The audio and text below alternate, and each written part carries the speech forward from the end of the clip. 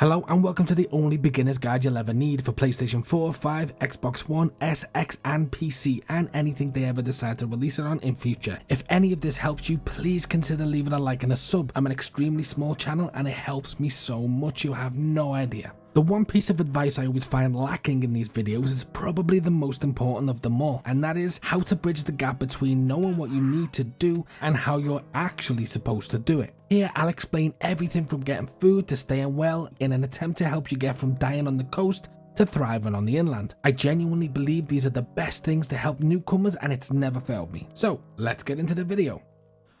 I'm here to kick ass and take names. And I'm all out of bubblegum.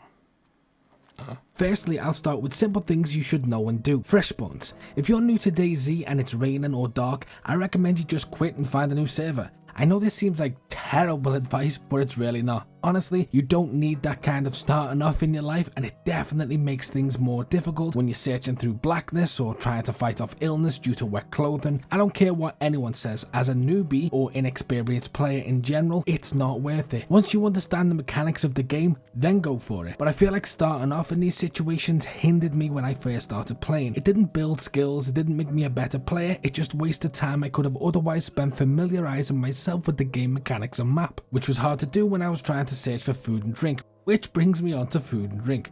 The most immediate thing I'd recommend when trying to get food is to just eat the fruit that you have on you straight away. Straight out the gate, whatever fruit you start with, chomp it down. It's taking up unnecessary space and you're hungry and thirsty from the start, so don't wait, get rid of it. It gives you a little time to focus on getting other food and supplies, which can sometimes be found near small boats, so if you spawn near the ocean, take a quick look around at any nearby boats for supplies, but don't bother running down the coast looking for boats like some people do. It's not worth it, you won't find enough supplies. Just search any boats nearby. Sometimes you get lucky, other times not so much, but once you've looked in any close and nearby boats, just start to focus your search in other places. You'll find better supplies. First place you should look is a house. If there are any houses nearby, go into the houses and search right there. Spawn rates are low, so you should rely on a quick dip and split tactic of each house. Don't just stop and admire the paintwork. If there's nothing on the table, beds, cupboards or floor, or sometimes above the fireplace, move to the next house. Oh, and always check upstairs if it has one. I'll be telling you what houses you should really focus on later on and what ones are not really worth the look. Next place to search is zombies. You know, I can't tell you the amount of people who hated this as a tip 2 years ago. All I got was, I've killed 1 billion zombies and I don't have any food. Well, kill 1,000,001,000. Listen, I understand the frustration. Sometimes they don't. In fact, most times they don't. But if you just keep hitting them, I promise you, you will eventually find zombies with food as well as other useful items that they sometimes for whatever reason carry. But unless you have a weapon, preferably a bat, axe or similar, try not to take on more than one at a time, and always try to start your attacks with a running heavy swing or attacking from behind. They are now more vicious than ever. If you can't win a fight or there are too many, run into a building, have them follow you in and then run out shutting the door behind you. It's a common DayZ trick, so common that other people do it, so when you go to certain places, make sure nobody has run in there and locked them in for you to find. If you do find tinned or canned food on a zombie or in a house, usually you need one of 3 things to open them. An axe, which will ruin some of the food, a knife, which will ruin a bit of the food, or a tin opener, which will allow you to eat all of the food. Just combine the canned food, such as baked beans, with one of the previously mentioned tools. Another great place to find everything from cans to fresh fruit are greenhouses. These can sometimes have food in them too, though again spawn rates aren't really high, so it's more of a quantity type of deal. There are also apple, plum and pear trees that grow in some gardens and they can have fruit under them. Mushrooms are in the forest at the bottom of some trees, but sometimes they can poison you, so don't favour them. It's more of a life or death thing, but the option is always there. My favourite food source personally is wild animals such as chickens, which can be killed and cooked using a knife and a fire. It's quick and easy. Just listen out for the chicken sounds and track it down. There are also cows and goats and other animals. You can kill them all, you can eat them all. Oh, and a pro tip, if you punch an animal and it runs away, don't chase it. It'll eventually stop, but if you take chase, it'll run a lot further. However, and probably the most underrated way of stacking up food is fishing. A simple fishing rod can be crafted fairly easily and is such a good way to make sure you have have enough food before you venture inland, but it takes a little effort. It's not as easy as searching a house or skinning a chicken, though sometimes it can be as easy as searching a boat because one can spawn there. Either way, the last two ways require a little effort but can yield much better results than endlessly searching houses. It's the way to keep fed. Freshly cooked food keeps you warm for a while, which prevents illness, and learning these simple things, which I'll demonstrate in a moment, will almost completely stop your need for food and will just keep you going for hours and hours on end. Just gonna go and get me some morning wood. Wait! Picking up my sticks. Using a knife with the tree so I can get some bark and stuff. My bark is on the floor. I just think this log is beautiful. I did actually need the beautiful log. Taking a break from building fire, found some food. Now if you use sticks from bushes with rags, you can build a fire out in the open, or you can just add the giant log to the fireplace like I did there to cook your food. You can light it with matchsticks and also flares, anything basically with a fire. And to make a hand drill, which I'm going to use here, it's just some bark with some sticks. Side note, for the fishing hook, you're going to have to get some animal bones and then carve them with a knife to make fishing hooks, and then get some worms and add it to your fishing rod. Using the hand drill to light my fire, which was made with bark and love, well actually bark and sticks, and fire. As for water specifically, most city centres will have wells in them. My advice here is to learn a few of the wells near the coastal areas in the larger towns so you can refill quickly every playthrough. This can be done by using iSurvive. I will link that in the description. Now, one important rule of water: never drink bottled water you find unless absolutely necessary. Pour it out by aiming at the floor and pressing the action button, and then refill it at a well. You can get ill drinking from unknown water bottles, and it's horrible to cure. Oh, and freshwater ponds exist too, that's a thing. Just find one and drink. Furthermore, you can find pots and fill them with water. They last a lot longer and they're definitely worth having, plus you can use them to cook food in. You can also find water treatment pills called water purification tablets. I'll show you where to find them later on, and they'll clean any water you have or you find outside that isn't from a well. But Pepsis and other similar drinks are perfectly fine to drink. They're sealed and give you lots of energy. Find these on boats, in houses, greenhouses, and on zombies. It's good to know as well, cooked food will always give you more calories, which obviously fills your bars a lot higher, so always try to cook food. You can bake, you can smoke, each one gives you different calorie intakes. You can research them online, there are loads of charts. Next is supplies. First thing, I consider clothing to be supplies, and extremely useful ones. As you look for everything else, you should always be looking to up your clothing, not for style, though certain darker colours can have a strategic benefit. Each piece of clothing has a warmth rating when you either hover the mouse over it or click on it on console. You want the best insulation because a common cold will hit you quick if your temperature drops. Also, depending on the clothing itself, your carry space is increased. Things like army, hiking, and police clothing have larger pockets, which increase your storage, though weight plays a factor on how much energy you burn, so just beware of that as well. Last point on clothes: if you swim or step in water, or if it rains, you're gonna get wet, and then you're gonna get ill. If you're wet, take your clothes off and dry them using a fire, or switch them out for something dry. If you want a quick semi-solution and your clothes are soaking wet, take them off and hold them, and the option to wring them out will appear, which will make them damp. So you'll still get cold, it's just a little safer than them being completely wet. This is the last point on clothing. Keep an eye out for shoes. They can wear out, and when you're in the middle of nowhere and they get ruined, your feet bleed. This is annoying and sometimes deadly, so maybe switch out to different shoes whenever you find them if they're in better condition, or keep a spare pair with you. Next is items. A knife and an axe are almost as important as food for survival. With a knife you can cut rags from clothes to heal, open canned food, cut sticks and bark to help with fires, skin animals, and even shave. The axe can do all of that, but the last two, with the added benefit of being able to chop down trees for wooden logs and building fires. Now, a knife can be found in most places, but I found houses are most likely to have them, especially in kitchens. If this fails, their paths and beaches and railway tracks contain small stones you can use to craft a knife by combining them. If you're just starting out, you'll likely be near some tracks, so just keep running down until you find stones. It can take a while, but they are there. They can be quite far apart, but don't give up. Axes and hatchets are in shacks, around industrial buildings, and in the little sheds around houses and gardens. You can also find an axe in a fire station almost every time if it hasn't been looted, but I stick to looting houses because it lets me loot adjacent sheds and greenhouses, covering my search for general items, tools, and foods in one sweep. I will again tell you later on what are the best houses to loot. Weapons.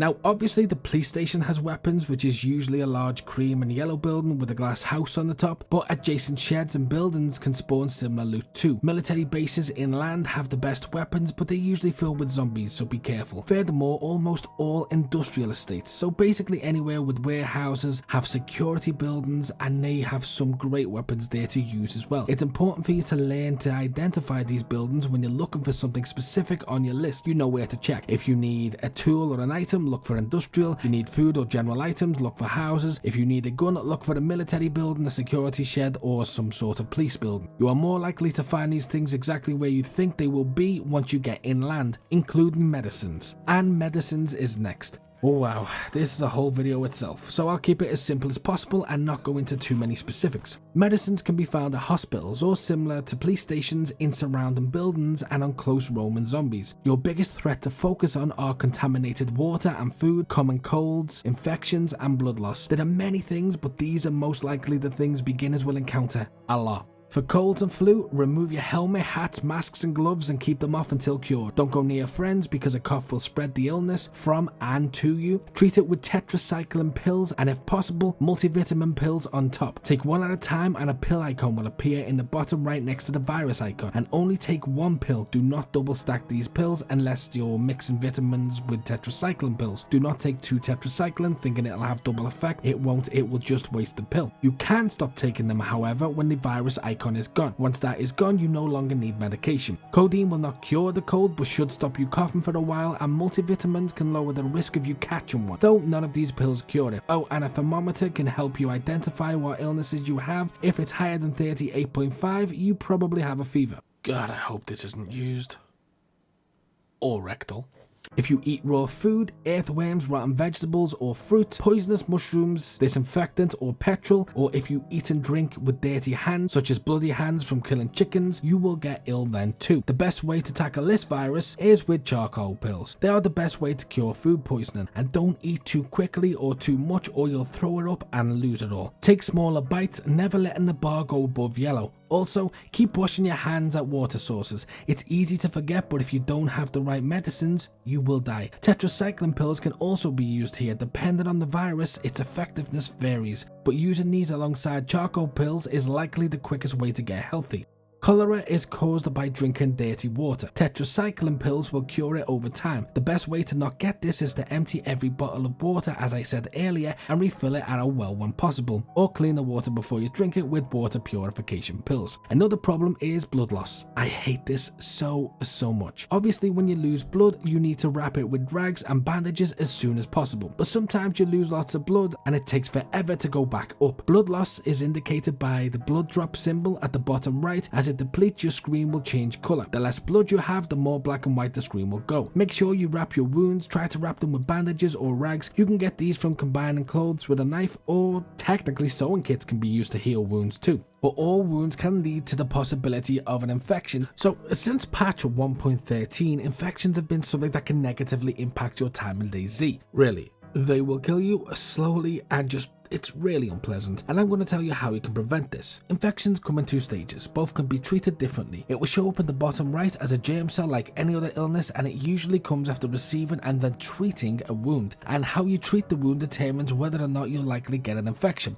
For example, using a sewing kit, rags or bandages all carry the risk of your wound becoming infected even if you let the smaller wounds heal themselves. However, if you apply a tincture or disinfectant or iodine to the bandages, rags or sewing kit before using them, you'll heal without the risk of an infection. So always try to do this when possible. This is the only way to prevent you getting an infection. Though what's a good note is if any of your disinfected items take damage, they will no longer be disinfected. I found this out the hard way.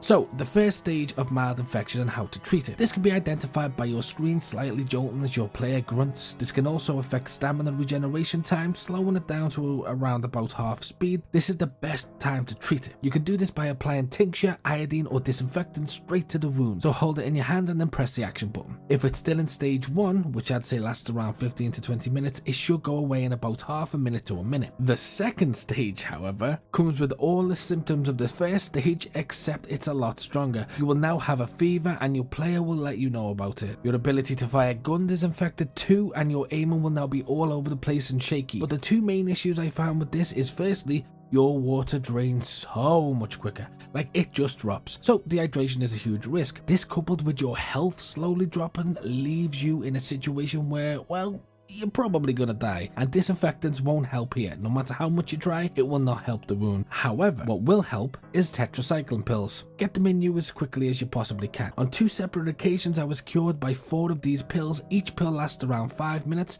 and I was back to normal health again. But I can confirm, while you're on these antibiotics, your health will stop falling, which is a really good thing, because honestly, it's, as I say, it's a slow death. You just want to move on from that. But back to blood loss. There are a few ways to tackle this, though none of them quick and easy for new players. It's very important. I'll keep it simple. You can transfuse blood from other players, or you can take blood from yourself for later use. If you transfuse blood, however, you need to make sure you have the same blood type as the person you're transfusing from. There is a blood test kit found in most hospitals which allows you to find out. Failing to match blood types appropriately will result in death. To transfuse or store, you'll need a blood bag and an IV start kit. Also good to note, like in real life, if you transfuse blood from a sick person, you will get sick too. Blood bags with O negative blood is safe for everyone to use, as O negative is a universal donor. Saline bags are similar to O negative blood bags. They are compatible with everyone and can be used in conjunction with an IV start kit to help replenish blood quicker over time. This should also increase hydration a little bit. And lastly and quickly on medicines, morphine can temporarily give players a boost if injured so they can run and fight at full speed. This is useful if you're limping, though it does not actually restore any health.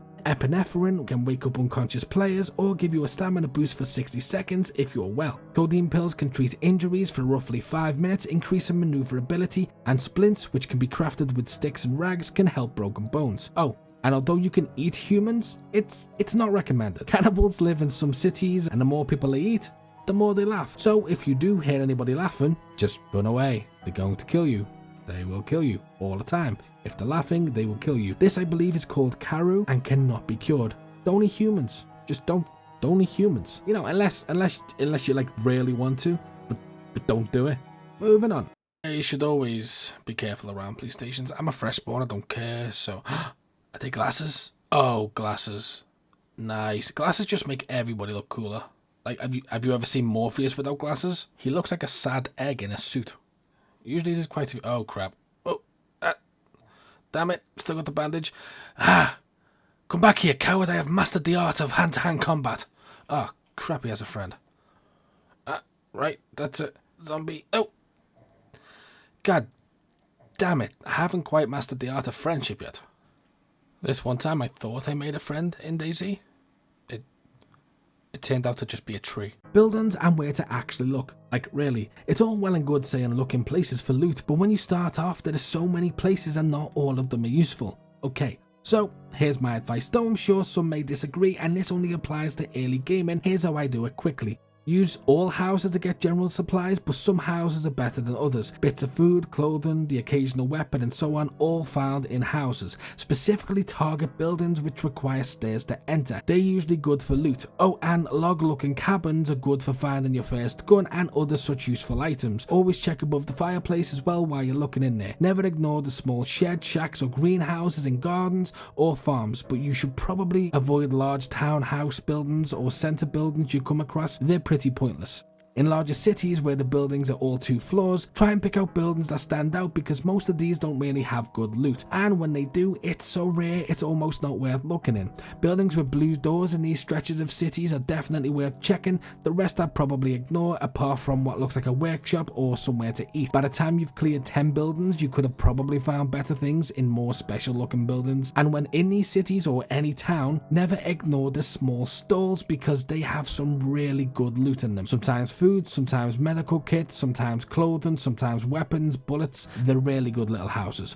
You can check cars quickly as well, including the boot/trunk. They usually have some cool things in there, though most of the time it's hit and miss. Use industrial buildings, railway buildings, sheds, garages, and especially barns to find weapons, backpacks, knives, hatchets, and similar things. But I'd usually avoid the large warehouses and focus more on the side buildings if you're trying to save time. Again, they do have loot, but they're not worth the extra effort unless you're already passing by. Plus, they usually have zombies in them. Police stations, small guard shacks and hospitals such as long blue houses are an absolute must, though hospitals are filled with zombies as a general rule. Fire stations can give you axes and cool clothes, but I usually avoid these unless I'm specifically looking for an axe or that type of clothing.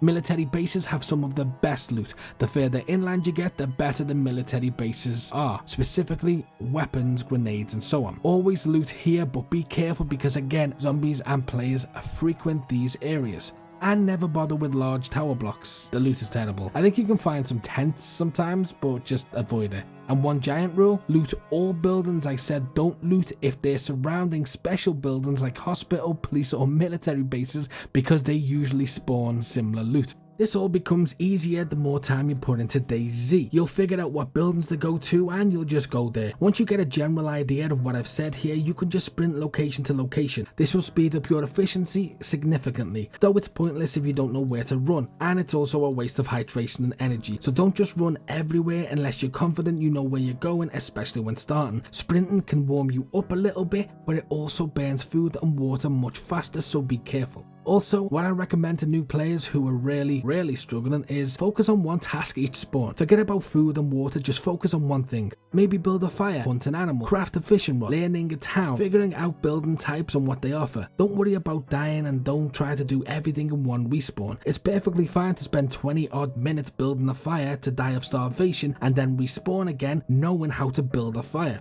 It's a way you get confident and, more importantly, proficient in these skills. Everything you'll do, eventually you'll do these things on the fly without even thinking about it. No one started this game being amazing at everything.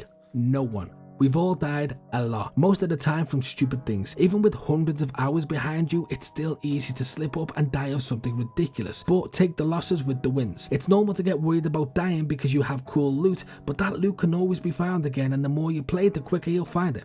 And finally, it's important to note that although you can download apps on your phone such as iSurvive that tells you where the map and where everything else is, plus you can use it on the PC, link in the description, the best way to learn is to try and familiarize yourself with spawn locations. Like, always look at available maps to try and understand the layout and what it looks like from an aerial view a little bit better, but I recommend checking out my last video, link also in the description. But a few hours in, you'll start to see familiar places. A few deaths in, you'll begin to see familiar spawns. Just try to remember what route is your preferred one and then go from there. And finally, do not give up. People's biggest issue with this game is it takes a little while to get started, but once you do, it's such an incredible game. Don't let the first few hours of steep learning curves break you. Eventually you'll be spending less than 10 minutes on the coast before hitting the inland, which is where the game actually starts. Honestly, this game is not the first few minutes you're probably used to playing searching for food. That's not even 1% of what it's about. There really is so much more, so just hang in there. I can't even tell you how different the game is once you get past this learning stage. So that's all I have for this video. It doesn't cover everything, but it's pretty much covered everything you need as a beginner to survive. It is the only beginner's guide you'll really need. I'll add any updates if anybody needs any updates. I'll add more videos in the future if anything changes. So thanks for watching. If you have any questions, ask me and I'll try to respond. Also, if you can give me a like and a subscribe, I'd appreciate it. As I said, I'm a small channel and it helps me so much. Also, it took me a really long time to make this video trying to help you, so I would really appreciate you trying to help me. Thank you for watching. Hopefully I'll see you in future videos, and happy surviving. Got food, I've got armor, I've got weapons, and I'm ready to tackle the world one zombie at a time. Come here.